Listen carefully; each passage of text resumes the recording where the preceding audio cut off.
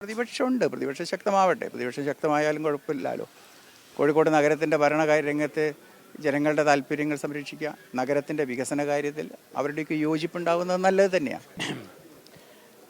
കോഴിക്കോട്ട് നിയുക്ത deputy mayor O Sadasivan മീണയോടൊപ്പം ചേരുകയാണ്.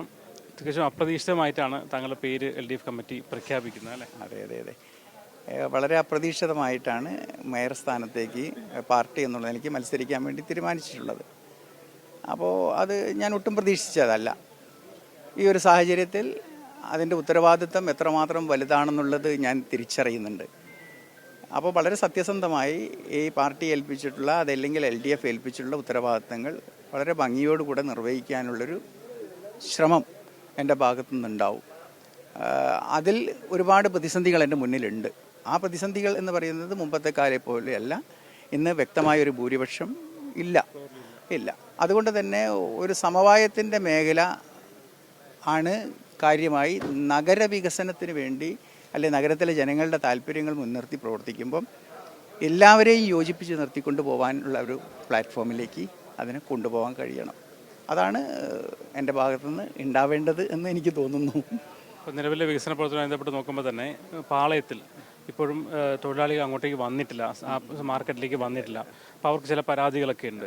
എങ്ങനെ ആ വിഷയത്തിൽ കൂടുതൽ പുനരാലോചനകൾ ഉണ്ടാകുമോ, അല്ലെങ്കിൽ അവരെ കൂടുതൽ ചർച്ചകളുണ്ടാവും? തീർച്ചയായും ചർച്ചയിലൂടെ മാത്രമേ അത് പരിഹരിക്കാൻ കഴിയൂ. അപ്പോൾ എനിക്ക് തോന്നുന്നു ഇന്ന് നിലനിൽക്കുന്ന ഏറെക്കുറെ പ്രശ്നങ്ങൾ പരിഹരിച്ചു, ഒരുപാട് ചർച്ചയുടെ ഭാഗമായി. എന്നാലും അവശേഷിക്കുന്ന ചില പ്രശ്നങ്ങളുണ്ട്. ആ പ്രശ്നങ്ങൾ അവരുമായി ഇരുന്ന് ആ പ്രശ്നം ചർച്ച ചെയ്ത് എങ്ങനെ അത് പരിഹരിക്കാൻ കഴിയും എന്നുള്ളതിനെ സംബന്ധിച്ച് തൊഴിലാളികളാവട്ടെ കച്ചവടക്കാരാവട്ടെ അവശേഷിക്കുന്ന വിഭാഗങ്ങളും നമ്മുടെ കൂടെയുള്ള കൗൺസിൽ പാർട്ടി നേതാക്കളുമെല്ലാം ആയി ബന്ധപ്പെട്ടുകൊണ്ട് ഒരാശയവിനിമയത്തിലൂടെ തീർച്ചയായും ചർച്ചയിലൂടെ പരിഹരിക്കാൻ കഴിയാത്ത പ്രശ്നങ്ങളില്ലല്ലോ, അങ്ങനെ പരിഹരിക്കാൻ കഴിയും. അപ്പോൾ ആ വിധത്തിലൊരു പരിശ്രമം തീർച്ചയായും വരാനിരിക്കുന്ന കൗൺസിലിൻ്റെ ഭാഗത്തുനിന്നുണ്ടാവും. കോഴിക്കോട് ആകുമ്പോൾ സാഹിത്യ നഗരം ഉൾപ്പെടെ അതുപോലെ ബീച്ചിൻ്റെ നവീകരണം പല ഘട്ടങ്ങളിലേക്ക് കടന്നാണ്. ഒരു പുതിയൊരു ഘട്ടത്തിലേക്ക് വികസന രംഗം കടക്കണമെന്ന് തന്നെയല്ലേ താങ്കൾ? തീർച്ചയായും കോഴിക്കോട്ടിൻ്റെ വികസനം എന്ന് പറയുന്നത് ഞാൻ പറഞ്ഞല്ലോ, കോഴിക്കോട് പട്ടണം എന്ന് പറയുന്നത് ഒട്ടേറെ മേഖലയിൽ വികസിക്കാൻ സാധ്യതയുള്ള പട്ടണമാണ്.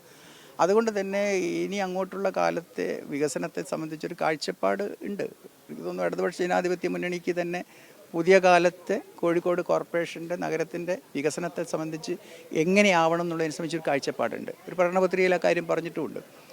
ആ ദിശയിൽ എല്ലാവർക്കും സ്വീകാര്യമായ നിലയിലേക്ക് അതിനെ വികസിപ്പിച്ചെടുക്കാനും കോഴിക്കോട് പട്ടണത്തിൻ്റെ സമഗ്രമായ മേഖലക്കകത്തുള്ള വികാസം ലക്ഷ്യം വെച്ചുകൊണ്ട് തീർച്ചയായും ഒരു പദ്ധതി തന്നെ ഉണ്ടാക്കി അതിലേക്ക് കൗൺസിലിൻ്റെ പ്രവർത്തനങ്ങൾ കൊണ്ടുപോകുന്നതിന് വേണ്ടിയുള്ളൊരു പരിശ്രമം ഉണ്ടാവും.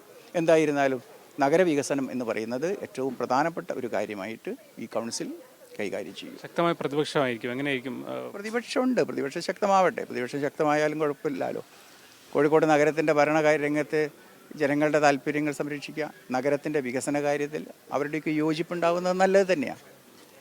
പൊളിറ്റിക്കലായിട്ടുള്ള വിഷയങ്ങൾ വേറെ ഉണ്ടാവാം, അതങ്ങനെ തർക്കിച്ചോട്ടെ. പക്ഷേ നഗരത്തിൻ്റെ വികസന കാര്യത്തിൽ ഒരു സമവായത്തിനുള്ള ശ്രമം ഇപ്പോഴും സാധ്യമാണ് എന്ന് തന്നെയാണ് കരുതുന്നത്. നിങ്ങൾ 2 തവണ കൗൺസിലർ ആയിരുന്ന മാത്രമല്ല സ്റ്റാൻഡിംഗ് കമ്മിറ്റി മെമ്പറായിരുന്ന കൂടിയാണ്. അപ്പോൾ അത് മുൻനിർത്തിക്കൊണ്ടുള്ള പരിചയം മുതൽക്കൂട്ടാവുന്നതന്നെയല്ലേ? തീർച്ചയായും 2 ഘട്ടങ്ങളിലായി ധനകാര്യ കമ്മിറ്റിയിൽ അംഗം എന്നുള്ളത് എനിക്ക് പ്രവർത്തിച്ച 10 കൊല്ലത്തെ അനുഭവം തീർച്ചയായും ഈ ഉത്തരവാദിത്വം ഏറ്റെടുക്കുന്നതിന് അല്പം ധൈര്യം എനിക്ക് നൽകുന്നുണ്ട്. അത് വെച്ച് ചോദിക്കുകയാണ്, ഏതാണ് ഒരു മുൻഗണന വരുന്നൊരു പദ്ധതി എന്തായിരിക്കും? അതിൽ കോഴിക്കോട് നഗരത്തിലെ മാലിന്യ സംസ്കരണ പദ്ധതിയുടേത് ഒരു പ്രധാനം തന്നെയാണ്. ഇന്ന് നഗരത്തിൽ ഏറെ പരിഹരിക്കപ്പെട്ട പ്രശ്നമാണത്. അതിൻ്റെ ഒരു ഫോളോ അപ്പ് തുടർച്ചയായിട്ടുണ്ടാവും. ടോയ്ലറ്റ് സംവിധാനങ്ങൾ മെച്ചപ്പെടുത്താനുള്ളത്, കോഴിക്കോട് പട്ടണത്തിലെ സൗകര്യങ്ങൾ ഇനിയും വേണം.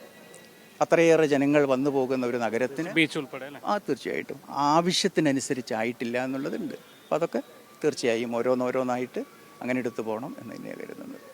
എന്തായാലും മാലിന്യ നിർമ്മാർജ്ജനം ഉൾപ്പെടെയുള്ള അല്ലെങ്കിൽ കൂടുതൽ ശൗചാലയങ്ങൾ ഉൾപ്പെടെയുള്ള കാര്യങ്ങളെക്കുറിച്ചുള്ള ആലോചനകളുണ്ടാവും. എന്തായാലും സമവായത്തിലൂടെ വികസനവുമായി മുന്നോട്ട് പോകുന്നത് ഒരു നയമാണ് നിയുക്ത മേയർ ഒ സദാശിവൻ മുന്നോട്ട് വയ്ക്കുന്നത്. മനേഷ് പെരുമണ്ണയ്ക്കൊപ്പം മുഹമ്മദ് അസ്ലം, മീഡിയ 1, കോഴിക്കോട്.